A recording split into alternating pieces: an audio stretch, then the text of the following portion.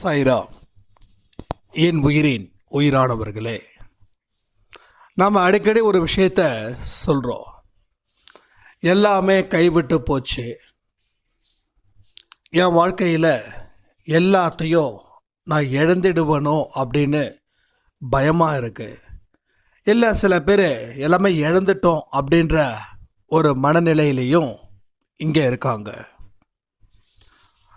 எல்லாமே கைவிட்டு போச்சு அப்படின்ற ஒரு வார்த்தை உண்மையாகவே நடந்திருக்கா? எல்லாமே இழந்தோம் அப்படின்றதோ உண்மையாகவே நடந்திருக்கா? இதை நாம் மனசில் இதில் இருந்து எப்படி விடுதலை ஆவது? இது மூலமாக தொடர்ந்து இந்த மனநிலையில் நாம் இருந்தோம் அப்படின்னா நம்ம வாழ்க்கை எப்படி அமையும்? சாயப்பா இதுக்கு என்ன தீர்வுகளை சொல்ல போகிறாரு? அந்த தீர்வுகள் மூலமாக நம்ம வாழ்க்கையில் செயல்படுத்தி நாம் எப்படி வெற்றி பெறலாம் அப்படின்றத பற்றி தான் இந்த ஆடியோ. இப்படிப்பட்ட மனநிலையில் இங்கே யாராவது இருந்தீங்க அப்படின்னா நீங்கள் கமெண்ட் பண்ணுங்கள்.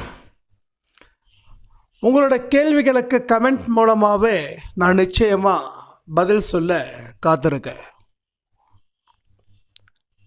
சாயப்பாவோட ஆசீர்வாதம் இங்கே எல்லாருக்குமே உண்டு, நிச்சயமாக உண்டு. ஒரு விஷயத்தை பெறணும் அப்படின்னா சில விஷயங்களை செஞ்சால் மட்டுமே போதும். எந்த விஷயமே நமக்கு இல்லைன்னு யாராலையும் சொல்ல முடியாது. ஏன்னா பெற்றவர்கள் அனைவரும் நம்மளை மாதிரியான மனிதர்களே, வேற்று கிரகவாசிகள் இல்லை. நம்ம நாட்டுடைய பிரசிடெண்ட்டாக இருக்கட்டும், பிரைம் மினிஸ்டராக இருக்கட்டும், சிஎம்மாக இருக்கட்டும், எல்லாருமே மனிதர்கள் தான். இவ்வளோ பெரிய ஒரு பதவியை அடைஞ்சிருக்காங்கன்னா, கடவுள் கொடுத்துருக்காங்கன்னா, அவர்கள் பெறுவதற்கு தகுதியான மனிதர்களாக அவர்கள் தன்னை உருவாக்கிக்கிட்டதால் கடவுள்கிட்ட இருந்து அது நிச்சயம் அவங்களுக்கு கிடைச்சிருக்கு. அது உண்மை.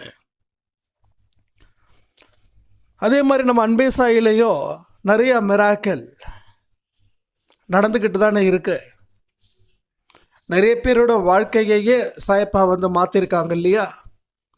எத்தனையோ பேர் வாழ்க்கையை தொலைச்சவங்களுக்கோ வாழ்க்கையை சாயப்பா கொடுத்துருக்காரா இல்லையா? பெரிய பெரிய அடிப்பட்டவங்களுக்கும் சாயப்பா தன்னுடைய ஆசீர்வாதத்தை முழுக்க கொடுத்து அவங்கள அடுத்த இடத்துக்கு உயர்த்தியிருக்காங்களா இல்லையா? நாம் கமெண்ட்டில் நிறைய பேரோட மெசேஜஸ் படிக்கிறதே இல்லை. அதை படிச்சிருந்தீங்கன்னா உங்களுக்கு இன்னமும் நம்பிக்கை அதிகரிக்கும்.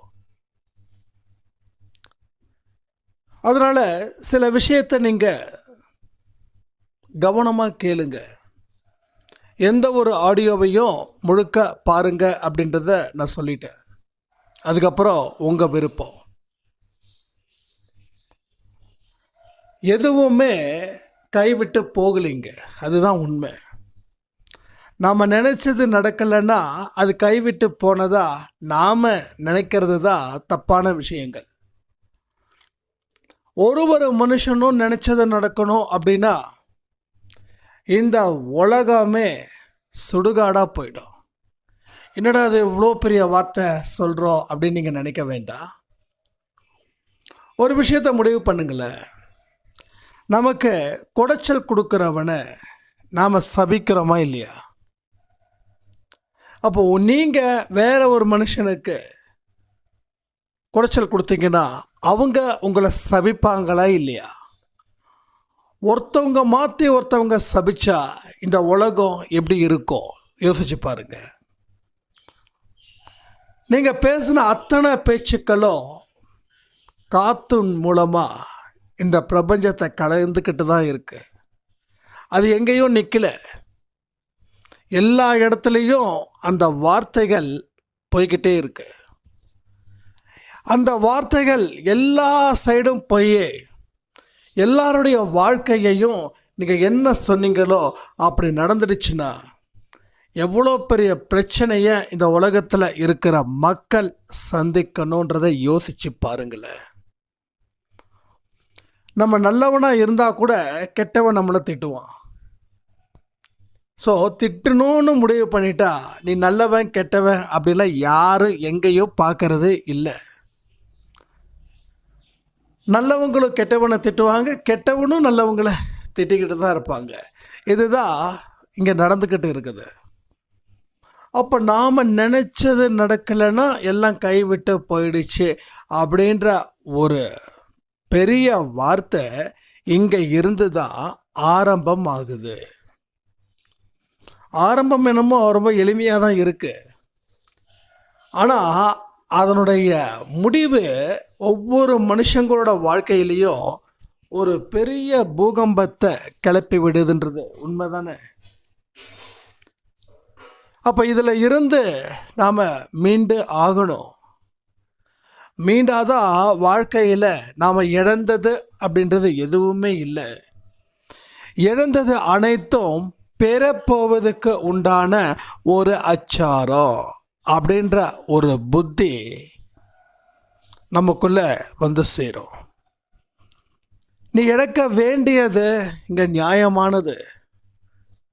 எது எது எந்தெந்த நேரத்தில் இழக்கணும்னு சொல்லி கணக்கு இருக்குதோ அந்த கணக்கின் படி நீ இழந்த. ஏன்னா நீ கணக்கின் படி தான் அதை வாங்கின, அதே கணக்கின் படி தான் நீ இழந்த. வாங்கும்போது உன்னோட செயல்கள் தான், அதை இழக்கும் போதும் உன்னுடைய செயல்கள் தான். இந்த செயல்கள் இப்பயும் இருக்கலாம், இல்லை போன ஜென்மத்திலையும் இருக்கலாம். ஆனால் அத்தனையுமே உன்னால் உருவாக்கப்பட்டது, உன்னால் அழிக்கவும் பட்டது. ஸோ ஒரே ஒரு விஷயம் மட்டும்தான் உருவாக்கப்பட்டது, கடைசி வரைக்கும் உருவாக்கப்பட்டதாகவே இருக்கும். அதை யாராலையும் அழிக்கவே முடியாது. அதுதான் இறை அருள், கடவுளுடைய திருவடி, நம்மளுடைய சரணாகதி தத்துவம். நீங்கள் எந்த அளவில் சாயப்பாவோட பாதத்தில் சரணாகதி அடைகிறீங்களோ அப்போது உங்களால் அனைத்தும் உருவாக்கப்பட்டது, அதை யாராலையும் அழிக்க முடியாது. அதாவது சொல்லுவாங்க, ஞானத்தை யாராலையும் திருடவோ அழிக்கவோ முடியாது. படித்த படிப்பை யாராவது திருட முடியுமா? நீங்கள் படித்ததால் சம்பாதிச்ச சொத்தை வேணால் கொள்ளை அடிக்கலாம். ஆனால் உங்களோட படிப்பையும் ஞானத்தையும் யாராலையும், எப்பேற்பட்ட திறமைசாலியாக இருந்தால் கூட அந்த ஞானத்தை திருடவே முடியாது. அப்படி அந்த ஞானத்தை திருடுற மாதிரி இருந்துச்சுன்னா இன்றைக்கி அம்பானியோட ஞானத்தையும் டாடா பிர்லாவோட ஞானத்தையும் மக்கள் திருடி நல்ல பணம் சம்பாதிச்சிருப்பாங்க. அப்போ அசைக்க முடியாத, அழிக்க முடியாத, யாராலையும் திருட முடியாத ஒரு ஞானம் இருக்குதுன்னா அது படிப்பறிவு நம்ம சொல்லலாம். இப்போது வாழ்க்கை அப்படின்ற பாடத்தில் இருக்கக்கூடிய ஞானம் கடவுளை அடைவது. கடவுளை பற்றி ஒரு ஸ்டடி, அந்த ஸ்டடி நீங்கள் ரொம்ப தெளிவாக இருந்தீங்கன்னா உங்களுக்கு பெறக்கூடிய ஞானம் பல மடங்கு அதிகரிக்கும். அதை யாராலையும் எந்த காரணத்துக்காகவும் திருட முடியாது. அது பல பல பல பல ஜென்மத்துக்கு உங்கள் வாழ்க்கையில் உயர்வு தரும். அப்போது நீங்கள் இழந்ததுக்கு காரணங்கள் கேட்டால் நீங்கள் ஆச்சரியப்படுவீங்க. உங்களை கடவுள் உருவாக்குவதற்காகவே இங்கே சில இழப்புகள் நடக்குது. அது நிரந்தரமானது இல்லை. உன்னை இழந்தாதான் உன்னை பெற முடியும். இந்த தத்துவம் வாழ்க்கையில் என்னைக்கோ எப்பயும் மறக்காதீங்க. எதெல்லாம் நம்ம சில வார்த்தைகள், தத்துவங்கள், பழமொழிகளை நம்ம மனசில் அதிகமாக உள்ளே கொண்டு போய் சேர்க்குறோமோ அதனோட பொருளோட அத்தனை மனிதர்களும் கொஞ்சமாக தெளிவாக இருப்பாங்க. இதை நம்ம புரிஞ்சுக்கிட்டு அதுக்கு தகுந்த மாதிரியான முயற்சிகளை மேற்கொண்டால் வாழ்க்கை ரொம்ப ரொம்ப செமையாக இருக்கும். இது ரொம்ப எளிய வழிபாடு. இந்த எளிய வழிகளை சொல்கிறது தான் அன்பே சாயோட கொள்கையே. இங்கே இருந்த அத்தனையும் சாதிக்கலாம், இடம் மாறி தான் சாதிக்கணும் அப்படின்லாம் இல்லை. எங்கே மாறினாலும் உங்கள் மனசு புத்தியும் மாறாது. என்கிட்ட ஒரு சாய்ராம் சொன்னாங்க, வீட்டில் அத்தனை பிரச்சனைகள் இருக்கு, இந்த வீட்டுக்கு வந்ததுல இருந்து ஏதோ சரியில்லாத மாதிரி தோணுது, அதனால் நாங்கள் வீட்டை காலி பண்ணிடலாமா அப்படின்னு. அப்போ அவங்களோட அந்த விழிப்புணர்வு சுத்தமாகவே இல்லை. அவங்களுக்கு மட்டும் இல்லை, பல பேருக்கு. ஏன் எனக்கு கூட ஒரு காலத்தில் சாயப்பாவை ப்ரே பண்ணுறதுக்கு முன்னாடி இருந்துச்சு. அடிக்கடி என்னோடய ஆஃபீஸரோட டேபிளில் கிழக்கு தோசை, கிழக்க நோக்கி தெற்க நோக்கி நான் போட்டுட்ருப்பேன். ஏன்னா வரவன் போகிறவன், சரி வரவங்க போகிறவங்க, இது ஏன் அவங்கெல்லாம் அவை சொல்கிறேன்னா, எதை பற்றியுமே புரிஞ்சிக்காமல் ஏதாவது ஒன்று பேசிட்டு போகக்கூடிய மக்கள். சரி, அவங்க தான் அப்படி பேசுகிறாங்கன்னா நமக்கு எங்கே போச்சு அப்படின்ற மாதிரி தான் எனக்கு இப்போ தோணும். அப்போ எல்லாத்தையும் மாற்றி மாற்றி போட்டுமே எதுவுமே செட் ஆகவே இல்லை. இப்போ பாருங்களேன், நீங்கள் யோசிச்சு பாருங்கள். நீங்கள் ஒரு வீட்டில் இருக்கீங்க, அந்த வீட்டில் உங்களுக்கு ஏதோ ஒரு சில பிரச்சனைகள் இருக்குதுன்னு, அந்த வீடு தான் பிரச்சனைன்னு நீங்கள் முடிவுக்கு வருவீங்களா, இல்லை நீங்கள் தான் பிரச்சனை அப்படின்ற ஒரு முடிவுக்கு வருவீங்களா? நாம் பழிய யார் யார் மேலெல்லாம் தூக்கி போடுறோம் பார்த்தீங்களா? வீட்டு மேலேயும் தூக்கி போடுறோம், ஆட்கள் மேலேயும் தூக்கி போடுறோம். ஆனால் நம்ம மேலே ஒரு நாள் கூட இது வரைக்கும் பழியை தூக்கி போட்டதே இல்லை. ஏன்னா நமக்கு அடிப்பட்டால் வலிக்கும், மற்றவனுக்கு அடிப்பட்டால் வலி இல்லைல்ல. அதனால் எவ்வளோ வேணாலும் தூக்கி போடலாம். தவறுகளை திருத்துறவங்களுக்கு தான் வாழ்க்கையில் வெற்றி. தவறுகளை மறுபடியும் மறுபடியும் இன்னொருத்தவங்க மேலே சொல்லிக்கிட்டே இருக்கிறவங்களுக்கு அது எங்கே வெற்றி பெற முடியும்? அது போனது தான். அந்த நிலை தான் இங்கே இருக்குது. அதனால தான் எல்லாமே ஒரு முடிவுக்கு வரும். வீடு சரியில்லை, வீடை மாற்று. சரி, அங்கே போய் நல்லா இருக்கியா, அங்கேயும் இதே ராமாயணம் தான். ஏன்னா நம்ம கர்மா நம்ம கூட தானே பின்தொடரும். உங்கள் நிழலை நிறுத்த முடியுமா? உங்கள் நிழல் உங்களை பின்தொடர்ந்து தான் வரும். என்றைக்குமே உங்களோட நிழலை நீங்கள் பார்த்தீங்கன்னா அதுதான் உங்கள் கர்மா. அப்போ சில நேரத்தில் நிழல் இல்லை, வெளிச்சம் இல்லைன்றதெல்லாம் நிழல் இல்லை. அது நிழல் இல்லைன்னு சொல்லலை, அது மறைஞ்சிருக்குது.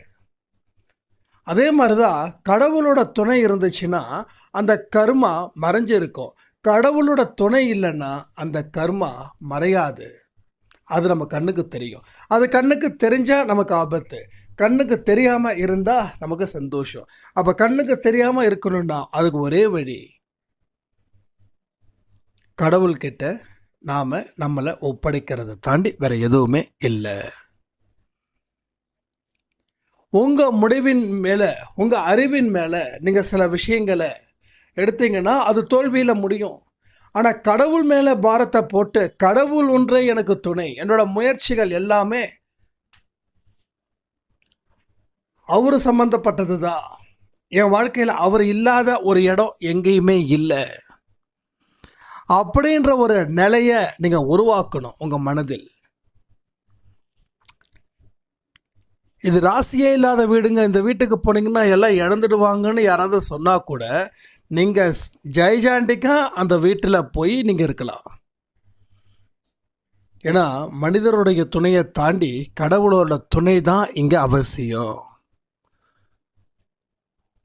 நீங்கள் ஒரு மனுஷனை நம்பி இருக்கிறீங்க, அவர் தான் உங்களுக்கு துணை, அவர் தான் உங்கள் வாழ்க்கை, அவர் தான் உங்கள் உயிர், அவர் தான் உங்களை காப்பாற்றுறாரு அப்படின்னு ஒரு உதாரணத்துக்கு சொல்கிறேன். நீங்கள் நம்பி இருக்கீங்க, இது ரொம்ப சந்தோஷமான விஷயந்தான், நான் தப்பு சொல்லவே இல்லை. இப்போது அவருக்கு எந்த பிரச்சனையும் வராதா? அவர் யாரை பற்றியும் பயப்பட மாட்டாரா? சொல்லுங்கள். உங்களுக்கு இருக்கக்கூடிய சூழ்நிலை அவருக்கு இருக்கும், அவர்கிட்ட சொல்லாமல் இருக்கலாம், இல்லை அவருக்கு அந்த சூழ்நிலை வராமல் இருக்கலாம். ஆனால் உங்களை விட நீங்கள் டிபெண்ட் பண்ணக்கூடிய இருக்கக்கூடிய பர்சன்ஸ் நிச்சயமாக பலகீனமாக தான் இருப்பாங்க. அந்த சூழ்நிலை வரலன்றதால எல்லாரும் தைரியமான மனிதர்களாக இருக்காங்களே தவிர, அந்த சூழ்நிலை வந்துடுச்சுன்னா எல்லாருமே பலகீனமானவர்கள் தான். அப்போது மனிதனுடைய துணையில் நம்ம தைரியம் இல்லை, கடவுளுடைய துணையில் தான் நம்ம தைரியம் இருக்குது. இதை நீங்கள் புரிஞ்சுக்கணும். இப்போ ஏன் இழந்தோம் அப்படின்னா, இத்தனை நாள் என்ன உயிருமா பார்த்துக்கிட்டாரு, கண்ணும் கருத்துமாக பார்த்துக்கிட்டாரு. இப்போது என்னோட மனைவி என்னை விட்டுட்டு போயிட்டாங்க, என் கணவர் என்னை விட்டுட்டு போயிட்டாங்க. இந்த மாதிரியான மனிதர்கள் இன்னைக்கு ரொம்ப பல பேர் ஜாஸ்தி. ஒரு வருஷம் கல்யாணம் ஆகுது, அடுத்த வருஷம் டைவர்ஸ் ஆகுது, அடுத்த வருஷம் இவர் வேற ஒரு கல்யாணம் பண்ணிக்கிறாரு, அவர் வேற ஒரு கல்யாணம் பண்ணிக்கிறாரு. இது இப்போ ஃபேஷனாக போயிடுச்சு. அதாவது வெளிநாட்டு கலாச்சாரம் இங்கே பரவுது, அவங்களே வியக்கிற அளவுக்கு இங்கே வேற லெவலில் போகுது. இதெல்லாம் நடக்குது. நான் மறுமணத்தை எதிர்க்கலை. மறுமணம் கண்டிப்பாக அவசியம் இருந்தால் பண்ணிக்கோங்க. ஆனால் மறுமணத்தை பண்ணணும் போது நம்ம மனசில் இருக்கக்கூடிய விஷயங்களுக்கு, கேள்விகளுக்கு பதில்கள் இருக்கான்றதை பார்த்துட்டு அதுக்கப்புறமா அடுத்த கால் எடுத்து வைங்க. இது என்னோடய பர்சனல் லைஃப்பில் நடந்த விஷயத்தை தான் நான் சொல்கிறேன். எனக்கும் நிறைய மறுமணம் செய்வதற்கு உண்டான நிறைய பேர் என் மூலமாகவும் என்கிட்டையும் கேட்குறாங்க, நம்ம அம்மா அப்பா சைட்லையும் கேட்குறாங்க, இன்னும் சொந்த பந்தங்கள் நண்பர்கள் மூலமாகவும் கேட்டுட்டு தான் இருக்காங்க, பெண் இருக்க பார்க்குறீங்களா அப்படின்னு. ஆனால் சில கேள்விகளுக்கு உண்டான பதில்கள் எனக்கு கிடைச்சதுன்னா நிச்சயமாக மேரேஜ் பண்ணிக்கிறதுல பிரச்சனையே இல்லை. ஆனால் பதில்கள் கிடைக்கலன்னா அவருக்கு இன்னமும் என்ன சரி பண்ணுறதுக்கு தயாராகிறாருன்னு அர்த்தம். யார்? சாயப்பா. நானே பதில்களை தேடக்கூடாது. இல்லை, நமக்கு ஒரு குடும்பம் இருந்துச்சுன்னா, நமக்கு ஒரு துணை இருந்துச்சுன்னா நமக்கு பிரச்சனைகள் தீருமே. அப்போ பிரச்சனைகள் தீர்வதற்காக துணையை தேடினா பிரச்சனைகள் அதிகரிக்கும். அப்போ எதை வச்சு நம்ம தேடணும் அப்படின்றது ஒவ்வொருத்தவங்களோட கர்மாக்களை பொறுத்தது. அதற்கு உரிய பதில்கள் இதுதான் அப்படின்னு சொல்லி ஒரு ஸ்ட்ரைக் கொடுத்தாங்கன்னு வச்சுக்கோங்க, அது நமக்கு சிறப்பாகவே இருக்கும். இவ்வளோதான். அப்போது கணவர் என்னை விட்டு பிரிஞ்சிட்டாரு, என் வாழ்க்கை முடிஞ்சிடுச்சா? இல்லை. எப்படி முடியும்? மனைவி என்னை விட்டுட்டு பிரிஞ்சிட்டாங்க, என் வாழ்க்கை முடிஞ்சிடுச்சா? அதுவும் இல்லை. அது எப்படி முடியும்? கணவர் பிரிஞ்சதுக்கு காரணத்தை தேடலை, மனைவி பிரிஞ்சதுக்கு உண்டான காரணத்தை தேடலை. ஏன்னா அந்த காரணத்தை நம்ம நிறைய பேசிட்டோம், அது புதுசாக பேசணுன்ற அவசியம் இல்லை. ஆனால் இன்றைக்கி இருக்கக்கூடிய சூழ்நிலையை அதை ஏற்றுக்கிறத தாண்டி வேறு எந்த புத்திசாலித்தனமும் எதுவுமே இல்லை, உலகத்திலே இல்லை. இந்த கேள்விக்கு ஒரே பதில் தான், ஒன்றே ஒன்று தான். எதுவாக இருந்தாலும் அதே அளவில் ஏற்றுக்கோ. அதை தான் வெற்றியோட முதல் தொடக்கமே. உன் தோல்வியை ஒத்துக்கலைன்னா உனக்கு வெற்றி இல்லை. இதை விட சிம்பிளாக எப்படி சொல்கிறது? ஒன்று 10 பேர் ஏமாற்றிட்டாங்க அப்படின்னா நாம் அதை ஒத்துக்கலை, என்ன போய் ஏமாற்றிட்டாங்களே, அப்போ என்ன ஏமாத்திருக்க கூடாதுன்றதுல தான் ஒத்துக்கிறோம். அப்போ உங்கள் பார்வை அதனுடைய வழிகள் வேறு மாதிரி போகுது. என்ன போய் ஏமாற்றிட்டாங்கன்னா உங்களை ஏமாற்றக்கூடாது அப்படின்றதுல நீங்கள் தெளிவாக இருக்கீங்க. அப்போ ஏமாத்தினதை நீங்கள் அக்செப்ட் பண்ணலைன்ற ஒரே ஒரு காரணத்துக்காக தான் உங்கள் வாழ்க்கையில் இன்னைக்கு வரைக்கும் பிரச்சனைகள் அதிகரிச்சுக்கிட்டே இருக்குது. இதுதான் point. So day by day problem reduce ஆகணும் அப்படின்ற இடத்துல ப்ராப்ளம் வில் பி இன்க்ரீஸ், அதிகரிச்சுக்கிட்டே இருக்கு. அப்போ நம்ம இன்னுமே புத்திசாலித்தனமான முடிவெடுக்கலாமா? இன்றைக்கி உங்கள் வாழ்க்கையில் என்ன நடந்திருக்கோ அது உண்மை, அதை யாராலையும் மாற்ற முடியாது. ஆனால் இனி வாழ்க்கையில் எப்படி இருக்கணும் அப்படின்றத நீங்கள் முடிவு பண்ணுறதுக்கு உங்களுக்கு முழு சுதந்திரத்தையும் சாயப்பா வழங்கணும் அப்படின்னு. நான் வழங்கலை, நல்லா புரிஞ்சுக்கோங்க. நான் வழங்கலை. அவர் எப்போ வழங்குவார்ன்றதையும் நான் சொல்லிடுறேன். என்னைக்கு உங்கள் மனதில் உங்களுடைய கடந்த காலத்தில் ஏற்பட்ட இழப்புகளை நீங்கள் முழு அளவில் ஒத்துக்கிட்டு, ரெண்டாவது உங்கள் மன ரீதியான சில பலகீனங்களை அகற்ற, பலத்தை பெருக்க, அதாவது பலகீனமான விஷயத்தை அகற்றணும், பலத்தை பெருக்கணும். இதற்கு உங்கள் மனதை முதல்ல சாந்தப்படுத்தணும். மனதை சாந்தப்படுத்துறதுக்கு உண்டான வழிகள் தான் இந்த தியானம், மூச்சு பயிற்சி. இது உங்களோட பர்சனல் டெவலப்மெண்ட்டை, உங்கள் பர்சனாலிட்டியை டெவலப் பண்ணுறதுக்கு உண்டான வழிகள். அடுத்தது ஸ்பிரிச்சுவலில் இன்னும் அவரோட பார்வை கொஞ்சம் குறைஞ்சிருக்கு. முதல்ல உங்களை நீங்கள் திடப்படுத்தணும். முதல்ல கண்ணுக்கு முன்னாடி உயிரும் சதையுமாக இருக்கக்கூடிய உங்களை நீங்கள் முதல்ல நம்பணும். நான் என்னமோ உயிரோடு தான் இருக்கேன் அப்படின்ற ஒரு ஃபீலிங் வரணும். ஏன்னா நாம் என்னமோ நம்ம வாழ்க்கை முடிஞ்சிடுச்சுன்றது நம்ம செத்து போயிட்டோன்னே நம்ம நினச்சிக்கிறோம். நம்ம செத்து போன மாதிரியே நம்ம உருவாகிறோம். இனிமேல் நம்மளால் எதுவும் செய்ய முடியாதுன்னா என்ன அர்த்தம்? முடிஞ்சிடுச்சு. என்ன முடிஞ்சிடுச்சு? பிராணன் முடிஞ்சிடுச்சு. ஸோ அப்படி இல்லை. இதோ இப்போ பாருங்கள், கன்னத்தில் பலான்னு ஒன்று போட்டுக்கோங்க. நீங்கள் பலார்னு போட்டால் வலிக்குதா இல்லையா? ஒன்றும் இல்லை, இப்போ செய்யுங்க. நான் சொல்கிறதெல்லாம் செய்யுங்க. இது ரொம்ப இம்பார்ட்டன்ட். இது நீங்கள் கன்னத்தில் அடிக்கிறதுக்கு பயம்னா ஒரு நல்ல நறுக்குன்னு ஒரு கில்லுங்க. வலிக்குதான்ற கமெண்ட்டை சொல்லுங்கள். வலிக்குதுன்றவங்க மட்டும் சொல்லுங்கள். வலிக்கலைன்றவங்க சொல்ல வேண்டாம். நீங்கள் கமெண்ட் எதுவும் பண்ணலன்னா உங்களுக்கு வலிக்கலைன்னு நான் நினச்சிக்கிறேன். வலிக்குது அப்படின்றத மட்டும் சொல்லுங்கள். இதை ஏன் சொல்கிறேன்? இதெல்லாம் சாதாரண கேள்வி. இதை நான் ஏன் இந்த கேள்விகள் கேட்குறேன்னா, ஒவ்வொரு சாதாரணமான கேள்விகளை இருந்து தான், ஒவ்வொரு சாதாரணமான பதில்கள் இருந்து தான் அசாதாரணமான வெற்றியும் பிறக்குது. இதெல்லாம் நான் சின்ன வயசில் அடிக்கடி நான் சொல்லி பார்த்துக்கிறது. நம்ம நினைவோடு தான் இருப்போம்னா ஒரு கில்லுவேன்.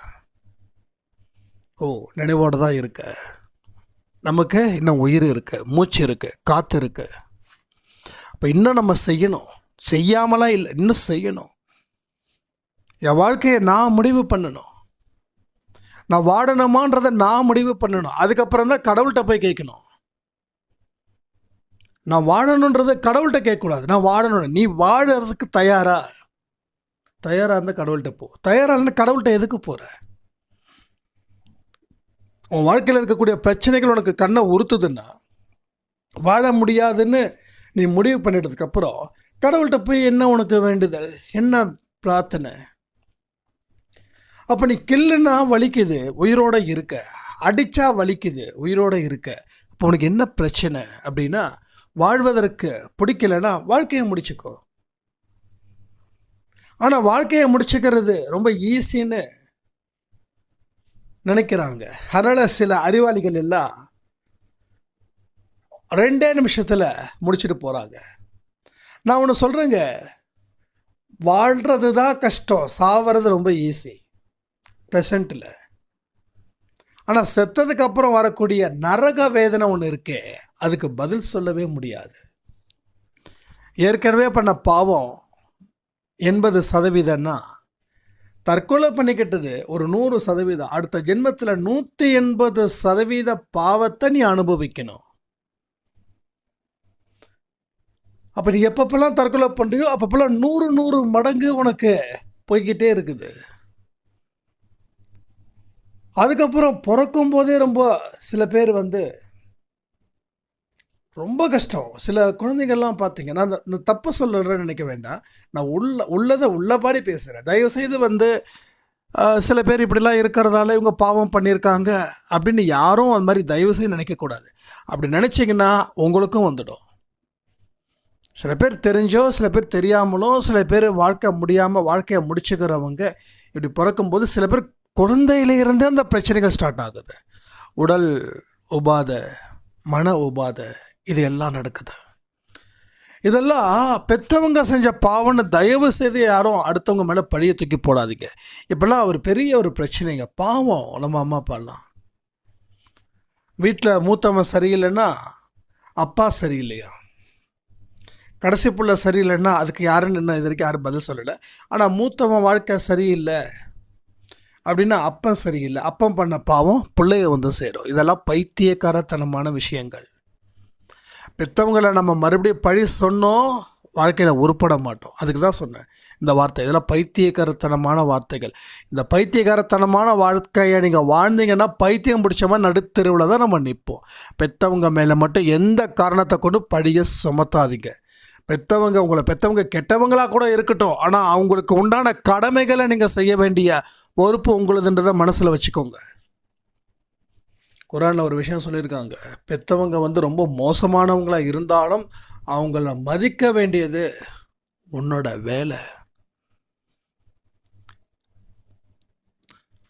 மதிக்கணும் தானே தவிர உதவி செய்யணும்லாம் போடல. அதையும் புரிஞ்சுக்கோங்க. நீங்கள் செய்யக்கூடிய உதவி உங்கள் பெற்றவங்க பல பேரோட வாழ்க்கை அழிக்கிற மாதிரி இருந்தால் உதவி செய்யாத. நீ பெற்றவன் சரியில்லை, அவன் சோத்துக்கே வழி இல்லாமல் இருக்கானா அவனுக்கு சாப்பாடு போடு, உன் கடமையாக செய்.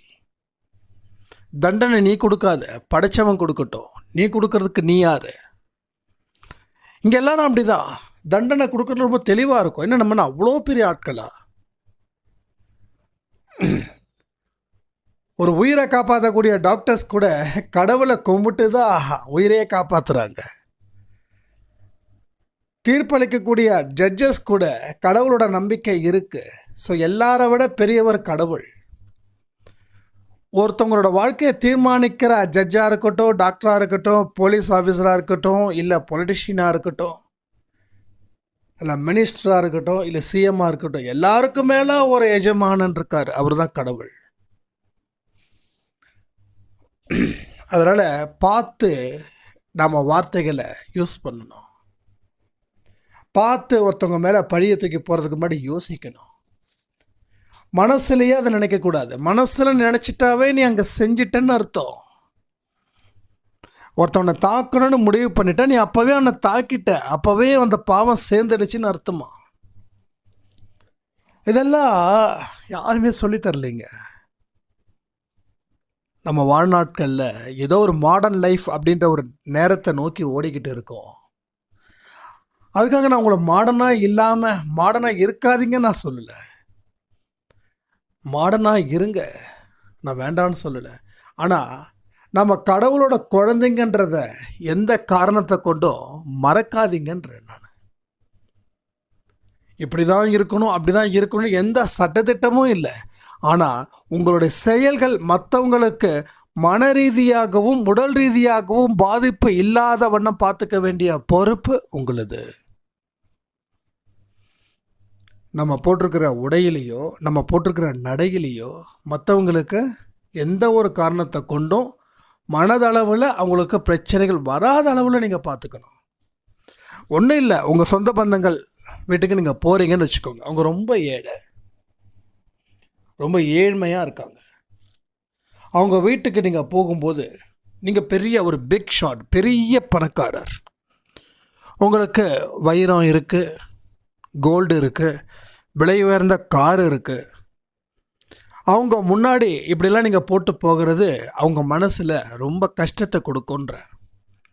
அப்போ அவங்க வீட்டுக்கு போகணுன்னா எப்படி போகணும்? எந்த அளவுக்கு சிம்பிளாக இருக்க முடியுமோ அந்த அளவுக்கு சிம்பிளாக போகணும். புரியுதா உங்களுக்கு? அவங்களே ஒரு நாளைக்கு ஒரு வேளை சுடசோறு சாப்பிட்றதுக்கு கூட கஷ்டப்படுற ஜீவன்கள். அவங்க வீட்டுக்கு முன்னாடி உங்களோட பகட்டானதை வெளிப்படுத்தக்கூடாது. இதை இன்றைக்கி நிறைய பேர் செஞ்சுக்கிட்டு இருக்காங்க. கண்டிப்பாக உங்கள் வீட்டுக்கும் ஏதாவது ஒரு பெரிய பணக்காரர் வந்திருக்கலாம். உங்கள் மனசில் ஃபீல் ஆகிருக்கும், நமக்கு இப்படிப்பட்ட வாழ்க்கை அமையலையே அப்படின்னு. அந்த மாதிரியான மன ரீதியான விஷயத்தை செஞ்சிடக்கூடாதுன்னு சொல்கிறேன். நீங்கள் போங்க, வைரத்தை போடுங்க, தங்கத்தை போடுங்க, எதை வேணாலும் பண்ணுங்க. ஆனால் நீங்கள் போகிற இடத்த பொறுத்து அதை போட்டுக்கோங்க. அது மாதிரியான ஆட்கள் இருக்கிற இடத்துல நீங்கள் அப்படி போங்க. ஆனால் ஒரு மிடில் கிளாஸ்கிட்டையோ இல்லை மிடில் கிளாஸ்க்கு கீழே இருக்கிற மனிதர்கள்கிட்டேயோ உங்களோட ஆடம்பரத்தை தயவு செய்து காட்டாதீங்க. இது ரொம்ப தவறான விஷயங்கள். அப்போ நான் என்ன சொல்கிறேன், மாடர்னாகவும் இருங்க, ஆனால் எந்த இடத்துக்கு போகிறீங்களோ அதுக்கு தகுந்த மாதிரி பிளான் பண்ணுங்கன்ற, அவ்வளோதான். இதெல்லாம் நம்ம தயவு செய்து செய்யணும். ஆனால் 24 மணி நேரமும் சிம்பிளாக இருக்கிறது இருக்குது பாருங்கள், அதுக்குள்ள நீங்கள் போயிட்டீங்கன்னா உங்கள் வாழ்க்கையில் மிகப்பெரிய ஒரு வெற்றி உங்களுக்கு கிடைக்கும். அது உடனே மாறணும்னு நான் சொல்லலை, கொஞ்சம் கொஞ்சமாக மாறுங்க. அது உங்களுக்குன்னு ஒரு காலம் நேரம் வரும். உங்கள் மனசை அந்த அளவுக்கு பக்குவப்படணும். பக்குவப்பட்டதுக்கப்புறம் உங்கள் வாழ்க்கையில் வேறு லெவலில் மாற்றங்கள் உங்களுக்கு நிச்சயமாக சேரும். அப்போ இதை எல்லாத்தையும் நாம் என்ன பண்ணணும், வாழ்க்கையில் கடைப்பிடிக்கணும். இதை கடைப்பிடிக்க தான் உங்கள் வாழ்க்கையில் வெற்றிகரமான பக்கங்கள் எழுதப்படும், அதாவது தீர்ப்புகள் மாற்றி எழுதப்படும். முதல்ல உங்கள் மேலே இருக்கக்கூடிய நம்பிக்கை, ரெண்டாவது கடவுள் மேலே வச்சிருக்கக்கூடிய நம்பிக்கை. இந்த ரெண்டும் போதும், உலகத்தையே நீங்கள் ஆளலான்னு சொல்லி இந்த ஆடியோவை நான் முடிக்கிறேன். ஜெய் சாய்ராம்.